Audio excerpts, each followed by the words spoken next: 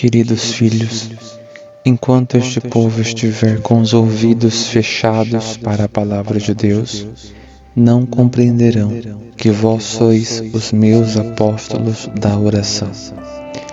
Na Sagrada Escritura está toda a história dos apóstolos. Só quando lerem a Sagrada Escritura vão compreender que vós sois os meus apóstolos.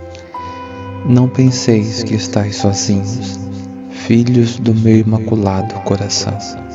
Sede fortes nas orações, pois Satanás é forte e deseja tentá-los, filhos.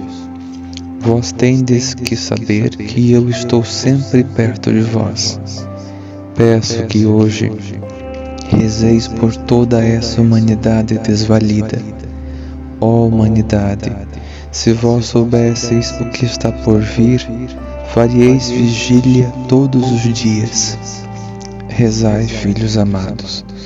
Peço-vos para que vos reunais mais vezes. Estou cansada. Peço-vos vossa ajuda, filhos amados. Hoje venho como Mãe da Divina Misericórdia. Peço-vos que rezeis sem cessar.